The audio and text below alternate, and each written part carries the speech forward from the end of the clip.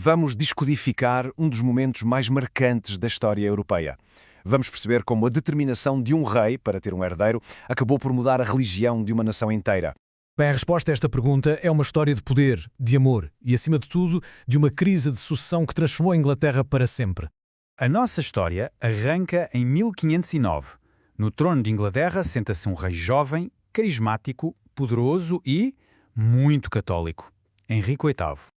Henrique VIII parecia ser o rei perfeito para o século XVI. Era alto, atlético, culto e a sua dedicação à fé católica era tal que o próprio Papa lhe deu o título de defensor da fé. Mas por detrás de toda esta imagem de perfeição, um problema gigantesco estava a formar-se. O problema era este.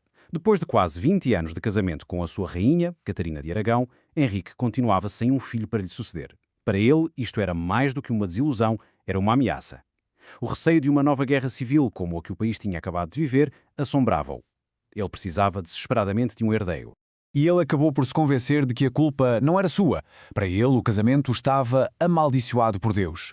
E, muito convenientemente, os seus olhos já se tinham virado para outra mulher, uma que ele acreditava que lhe poderia dar o tão desejado filho, a jovem e fascinante Ana Bolena. Só que para casar com Ana Bolena, Henrique tinha primeiro de se livrar de Catarina. E isso significava enfrentar o maior obstáculo de todos, a própria Igreja Católica. É fundamental perceber isto. Naquela época, para a Igreja Católica, o casamento era para a vida toda, não existia divórcio. A única solução era conseguir uma anulação, ou seja, convencer o Papa a declarar que o casamento com Catarina nunca tinha sido válido à partida. O Papa Clemente VII não podia simplesmente concordar. E porquê? Porque a rainha Catarina era tia de uma das figuras mais poderosas da Europa, o Sacro Imperador Romano-Germânico Carlos V. Desafiar Carlos V podia ter consequências terríveis para o Papa. E assim, os anos foram passando. As negociações arrastavam-se, as decisões eram adiadas, a paciência de Henrique VIII chegou ao limite. Percebeu que Roma não ia resolver o seu problema. A recusa do Papa foi a gota d'água que fez tudo transbordar. Foi então que Henrique, frustrado, mas mais determinado do que nunca, se virou para o seu conselheiro mais astuto, Thomas Cromwell, e Cromwell tinha uma ideia.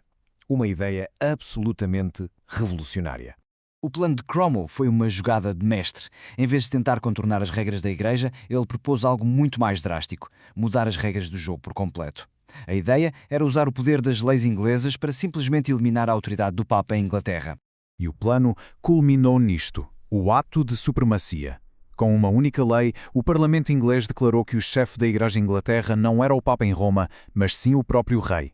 Henrique não só conseguiu a anulação que queria, como separou a Inglaterra da Igreja Católica para sempre. Mas o ato de supremacia era muito mais do que um simples documento. Teve consequências imediatas e profundas para toda a gente em Inglaterra. De um dia para o outro, todas as pessoas em posições de poder, nobres, clérigos, académicos, foram forçadas a fazer um juramento. E a escolha era brutalmente simples. Ou aceitavam o rei como novo chefe da Igreja, ou eram considerados traidores e condenados à morte. E houve quem recusasse. Figuras muito proeminentes como o ex-chanceler Thomas More, um dos intelectuais mais respeitados da Europa, recusaram-se a trair a sua fé. A sua execução enviou uma mensagem clara e assustadora. Henrique VIII não estava a brincar. A desobediência não seria tolerada. Com este poder absoluto nas mãos, Henrique virou então a sua atenção para um dos alvos mais ricos do país, os mosteiros da Igreja. Centenas de mosteiros por toda a Inglaterra, donos de terras imensas e tesouros acumulados durante séculos, foram simplesmente fechados. As suas propriedades, o seu ouro, a sua prata, tudo foi confiscado pela coroa.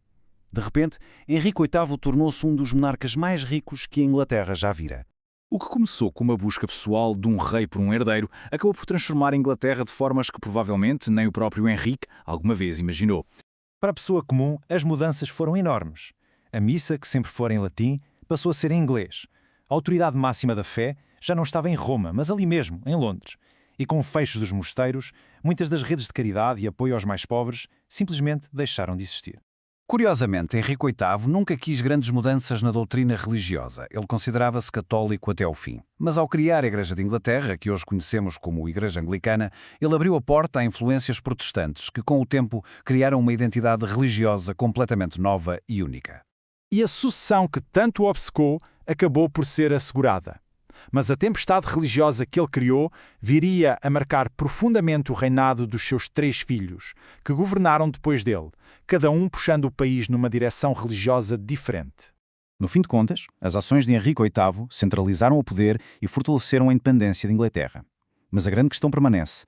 Foi um visionário que modernizou o seu país ou um tirano que agiu apenas por egoísmo? Fica a prova de como as motivações pessoais de um único líder podem de facto mudar o curso da história.